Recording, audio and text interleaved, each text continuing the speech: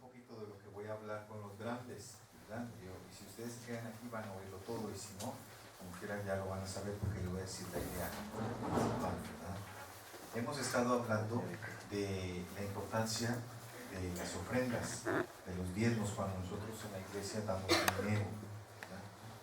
Y Dios en el Antiguo Testamento, en la parte aquí de la Biblia, cuando vivía Israel allá en la Tierra Santa, le mandó un profeta para que le dijera al pueblo que no le gustaba cómo estaban ofrendando. No le gustaba, porque ¿saben qué hacía la gente? Que tenían que sacrificar, por ejemplo, una ovejita, entregarla a Dios. Entonces escogían la oveja que fuera, que le faltaba una pata, o la oveja que era ciega, o la oveja que no podían ellos venderla. Como no la podían vender, porque nadie iba a comprar una oveja así, entonces esa era la que entregaban a Dios. Entonces Dios decía, a mí no me gusta que están haciendo eso, porque me parece que están dándome lo que para ustedes no es ninguna especie de sacrificio, o sea, como no les cuesta. Eso como que equivale ahora, hoy en día, a regalar algo que ya no sirve. ¿A ustedes nunca les ha pasado eso? Que, por ejemplo, que dicen, voy a regalar algo en la escuela, que dices, vamos a hacer una campaña de juguetes. Y entonces la campaña de juguetes es llevar un juguete para que se lo van a regalar a un niño. Pero entonces voy a buscar en mis juguetes. Y busco y veo que hay un carrito que ya nada más tiene 2 llantas y le faltan las otras 2. Y voy a decir, como este carrito ya no me sirve, pues ese es el que voy a regalar. ¿Qué les parece? ¿Qué les parece? ¿Cómo se sentiría un niño que le regalan un carrito que ya no sirve? ¿Cómo se sentiría? ¿Qué piensan ustedes? O una muñeca, por decir, ¿no? Pues veo una muñeca que ya no tiene pelo, o una muñeca que le falta una mano, o algo. Bueno, esta es la que voy a regalar, al cabo ya no sirve. Y entonces la niña que recibe ese regalo, ¿cómo lo recibe?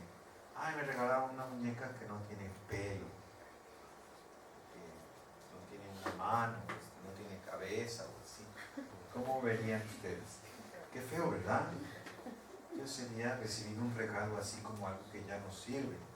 Bueno, entonces Dios le dice al pueblo, no, si ustedes, no les hace bien a ustedes en su corazón, andar haciendo eso. ¿Sí? Porque quiere decir, tomen la importancia de lo que es Dios en su vida, ¿no? Bueno, vamos a hacer oración para que ustedes puedan pasar a su casa. Y oramos juntos todos. Querido Dios, te damos gracias por Jesucristo. Y te pedimos que nos ayudes a ofrendar con alegría. Amén.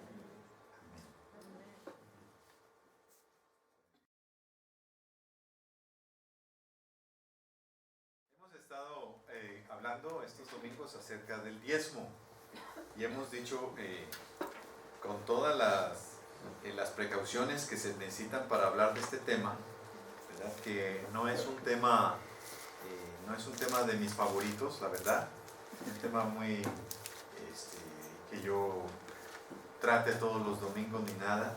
Me parece que tenemos el peligro, ¿verdad? Doble peligro de torcer el brazo a la gente para que dé, y el otro peligro de torcer el brazo a Dios, querer torcer el brazo a Dios de que como te doy, entonces tú estás obligado a bendecirme. Y no es así. En este tema no es así. Hemos dicho que el Señor Jesús dijo que se obedece el mandamiento para promover lo más importante de la ley, que es la justicia, la misericordia y la fidelidad. Quiere decir, si obedecemos el mandamiento del Señor, es para que haya más justicia en nuestra vida, es para que haya más misericordia y más fidelidad, más fe, para promover la fe entre nosotros. Por eso Entonces hemos anotado en otros domingos que el diezmo es un principio de pertenencia. Nosotros damos el diezmo porque le pertenecemos a Dios, le pertenecemos al Dios de la vida. Es una pertenencia que nos da identidad como discípulos de Cristo, ¿verdad? Y también dijimos que damos el diezmo como principio de creencia. Nosotros cuando damos el diezmo decimos que creemos en Dios, que no todo en la vida lo hicimos por nuestras propias fuerzas, no ganamos el ingreso porque nosotros somos muy duchos o por nuestros propios recursos, no, sino que Dios tiene mucho que ver. Le damos el crédito, la gloria, la honra y el poder a Dios. Decimos, es por Dios que hemos podido levantarnos y podemos generar el ingreso, podemos trabajar, pero gracias a que Dios nos da la fuerza para poder hacer las riquezas. No es que nosotros las hacemos por nosotros mismos, sino que es Dios el que está detrás de todo. Entonces, es un principio de creencia, es un principio de fe, dar el diezmo diciendo de Dios es todo, incluso la fuerza para hacer las riquezas. Hoy vamos a ver el diezmo como un principio de compromiso. Principio de compromiso. Hemos leído el texto de 2 Corintios 9, del 1 al 9, en el que el apóstol Pablo le recuerda a los corintios sobre la colecta que él está realizando. Antes de tratar el tema de Pablo y los corintios, vamos a ver un par de textos en los profetas menores. Los profetas menores se llaman así porque sus libros son cortos. No quiere decir que eran profetas de baja estatura, que su ministerio fue menos importante que los profetas mayores. Se llaman menores porque sus libros son cortitos, pero tienen un mensaje tremendo, ¿verdad? El primero que vamos a ver está en Ageo, Ageo capítulo 1, versículo 7 y 8 de Ageo. ¿Dónde estará Ageo? Está antes de Mateo, por ahí, ¿verdad? Antes de Zacarías, después de Sofonías. Es un pequeño libro, apenas de 2 páginas o de una, si depende de la edición de la Biblia. Son 2 capítulos. Y Ageo es un profeta que predicó en el tiempo cuando regresaron del exilio los judíos y todavía no habían construido el templo o reconstruido el templo, porque el primer templo pues, fue destruido completamente cuando destruyeron todo Jerusalén, destruyeron también el templo, y entonces quedó destruido todo, y entonces regresan, pero el templo no está construido. Y todo Ageo, todo el mensaje de Ageo es, pues vamos a ponernos las pilas para reconstruirle al Señor la casa de oración, ¿no? Y entonces en el 7 y en el 8 dice así: así dice el Señor del universo, reflexionen sobre su situación, suban al monte, traigan madera y reconstruyan el templo, yo me complaceré en él y seré glorificado, dice el Señor. Esperan encontrar mucho, pero hayan poco, lo que traen a casa yo lo disipo de un soplo. ¿Por qué causa es así? Dice el Señor del universo. Pues porque es mi templo el que está en ruinas, mientras cada uno de ustedes se preocupa de su propia casa. Bueno, el profeta Ageo habla muy duro en contra de la actitud del pueblo de preocuparse primero por ellos mismos, construirse casas ellos y dejar la casa del Señor para después. Falta de compromiso, ¿verdad? El otro texto de un profeta menor que vamos a ver es el último, está en Malaquías. Vamos a ver el capítulo 1 de Malaquías. Y vamos a ver pues 7, 8 y 9, igual los mismos versículos. El capítulo 1 de Malaquías. ¿En qué te hemos mancillado? Ustedes me vuelven a preguntar. Pues lo hacen al considerar que la mesa del Señor puede ser menospreciada. Cuando ofrecen animales ciegos para el sacrificio, no piensan que está mal, y cuando ofrecen animales lisiados o enfermos, no piensan que está mal. Anden, ofrézcanselo a su gobernador, ¿Creen que le agradarán y que los acogerá favorablemente? Dice el Señor del universo. Así pues, supliquen el favor de Dios para que se apiade de nosotros, porque si esto es lo que ofrecen, ¿creen que los acogerá favorablemente? Dice el Señor del universo. Ojalá alguien entre ustedes cerrara las puertas del templo para que no encendiera mi altar inútilmente. El pueblo, igual, el pueblo de Israel, presentando al Señor sacrificios que realmente no les costaban, animalitos que no tenían valor económico. Entonces, como ya, pues, esto no se puede vender, bueno, ponlo para el sacrificio, ya, para Dios. Y dice Dios, bueno, pues entréguenselo al gobernante a ver qué les dice, se los va a aceptar el gobernante. Así, de la misma manera, ustedes lo que están haciendo es que piensan que Dios simplemente no existe, ¿verdad? Entonces estamos hablando del diezmo como principio de compromiso, señal de nuestro compromiso con la causa del reino de Dios en la tierra. Hemos de dar el diezmo siempre, no solamente cuando pertenecemos a una iglesia. Si no pertenecemos a una iglesia, pues tenemos libertad de dar el diezmo a discreción. Podemos darlo en algún ministerio, a alguna persona, pero cuando ya estamos comprometidos, identificados con una iglesia, con un ministerio específico, pues entonces hay que darlo en la iglesia, como expresión de nuestro compromiso y de nuestro apoyo. Y hay que darlo con alegría, no con tristeza ni con un sentimiento de obligación forzada, porque Dios ama al dador alegre. Damos el diezmo porque apoyamos el avance del Evangelio. Es decir, creemos que es bueno que en nuestro pueblo haya más iglesias, en donde la gente pueda encontrarse con Dios. De esto necesitamos que haya más. Necesitamos que haya más centros de predicación, más lugares en donde se predique el Evangelio. Estamos convencidos del beneficio que le da a nuestro mundo el Evangelio. Transforma la vida de la gente, endereza a las familias.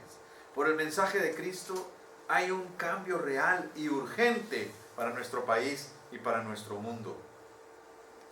Sin embargo, también estamos convencidos de que hay una manera específica de proclamar ese Evangelio que es la que se da, digamos, en iglesias como esta, ¿verdad?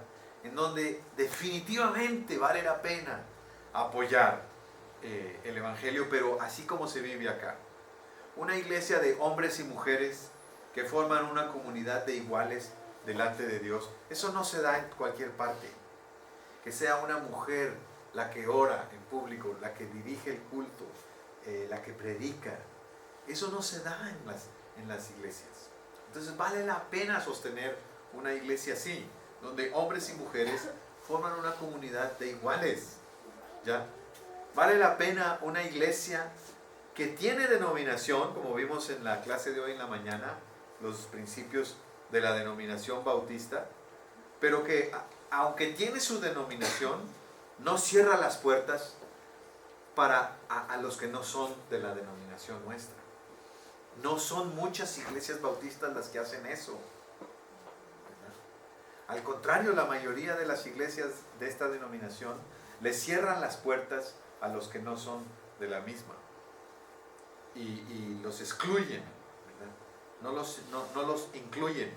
En cambio, en Sinaí creemos que aunque tenemos una denominación, eso no nos da para hacer distinción o exclusión en este asunto. Y a la hora que pasa la charola de la Cena del Señor, no se le pregunta, ¿usted es bautista o no es bautista? Como lo hacen en la mayoría de las iglesias bautistas en nuestro México. Entonces vale la pena sostener una iglesia así.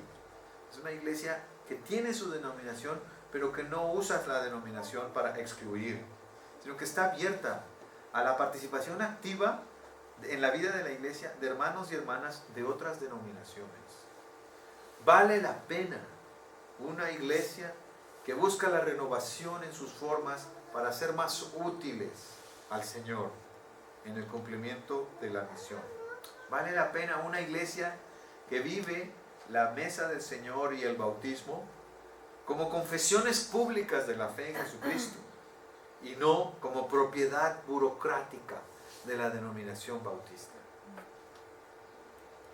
Vale la pena una iglesia que acompaña a los que sufren, una iglesia que se goza con los que se gozan, que llora con los que lloran. Vale la pena.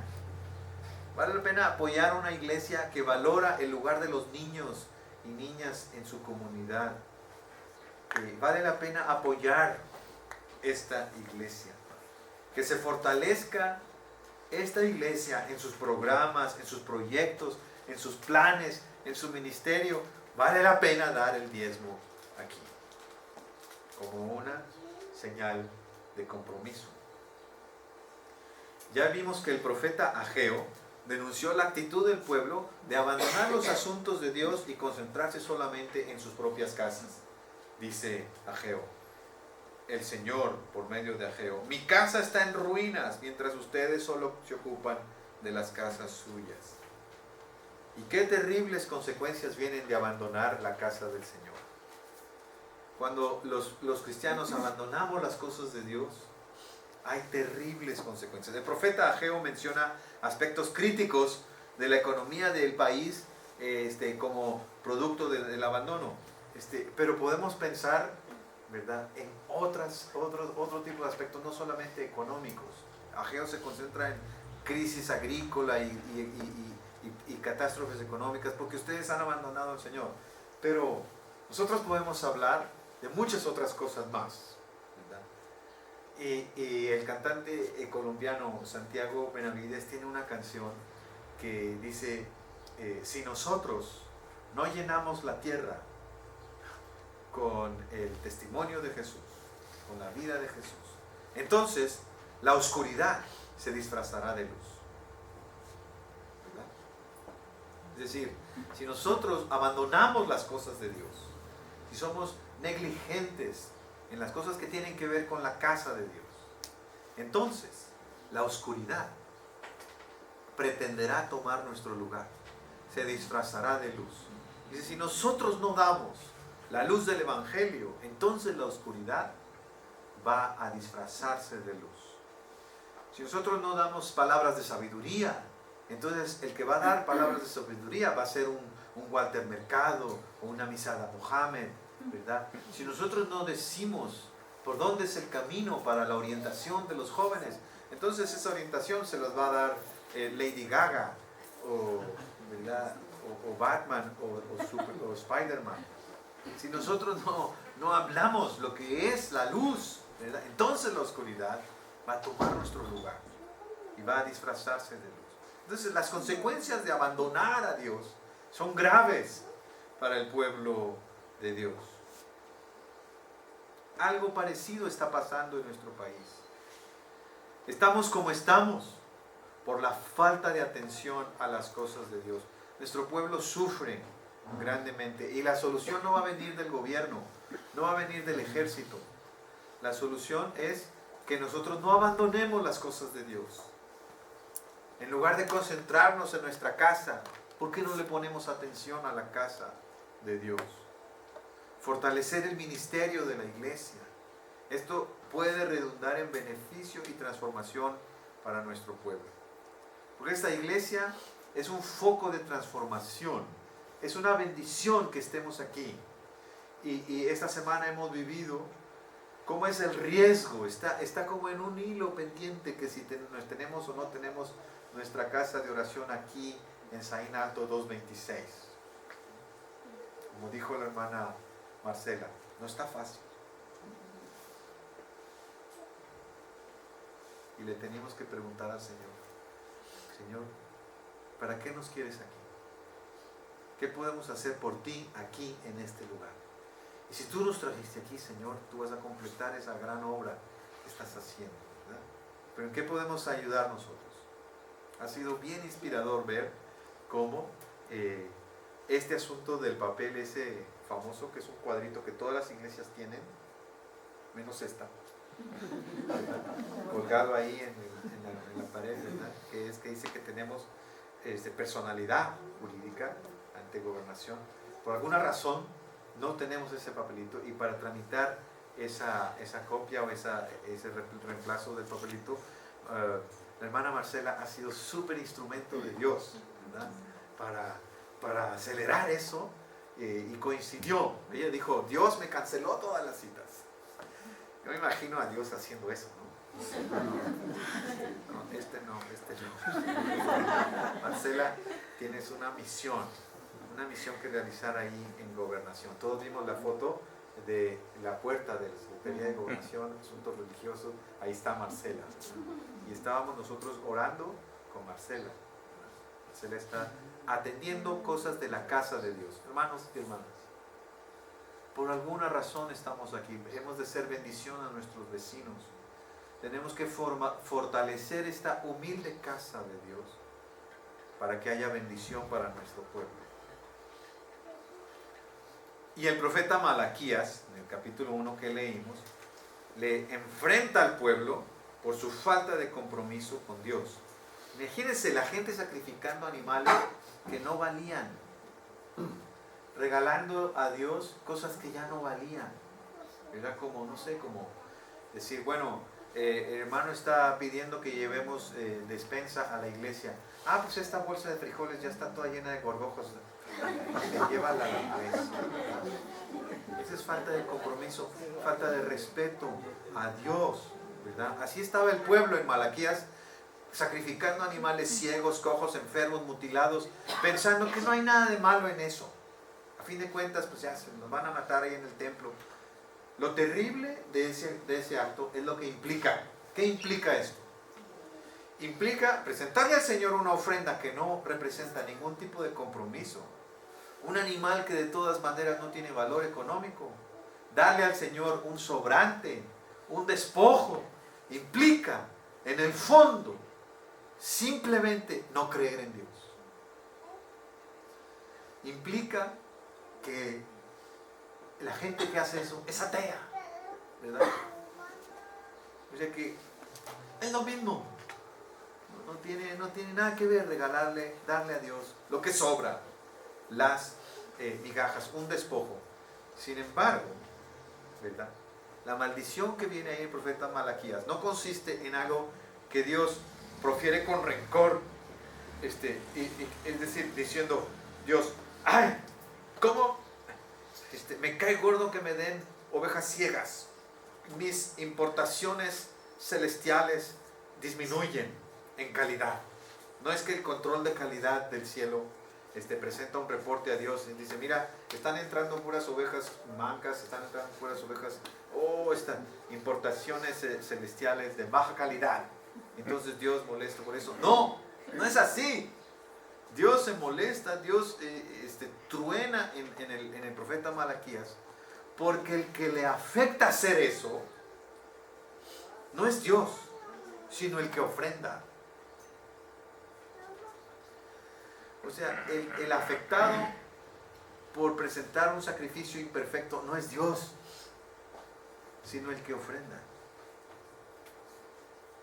No es que Dios exija, ¿verdad?, tener sacrificios perfectos porque Dios se sienta mal si no le damos un sacrificio perfecto. No, sino que el que ofrenda necesita dar lo mejor, porque le hace bien hacerlo.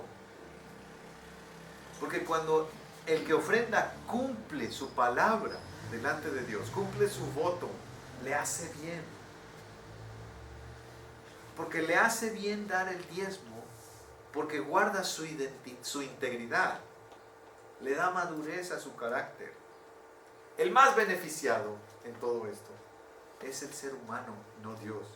Dios no necesita nuestro dinero.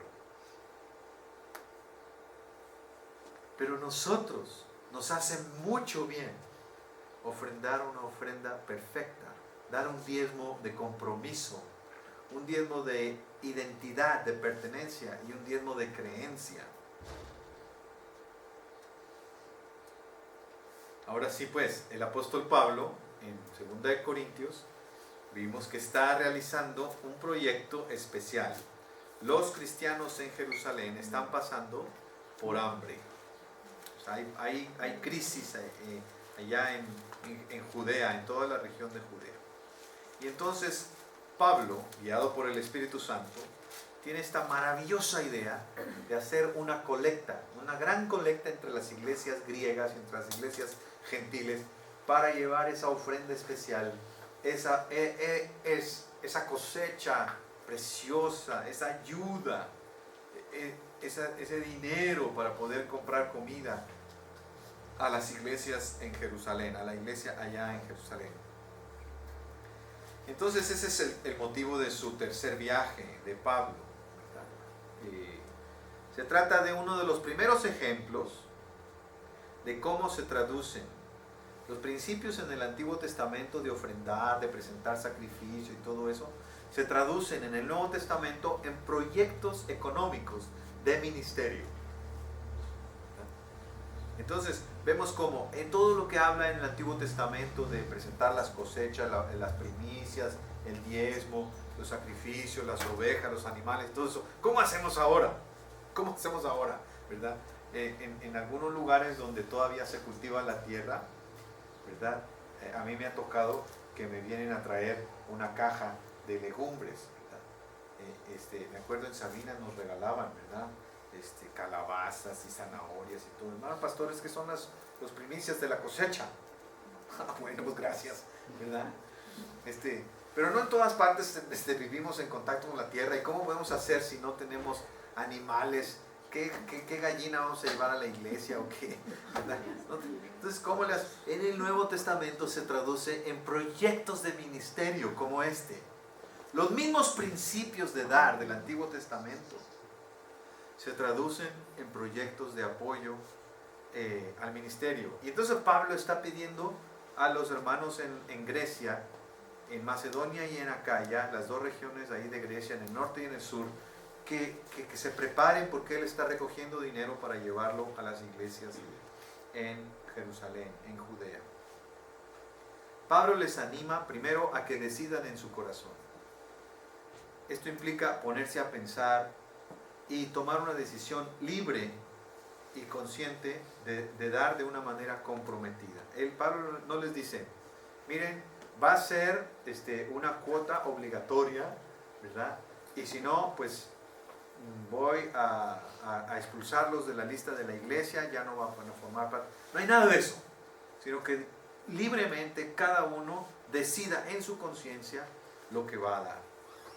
Y entonces le dice cada primer día de la semana, ¿verdad? Ahí en el capítulo 16, versículo 2, ahí el versículo 2 dice, cada primer día de la semana, pues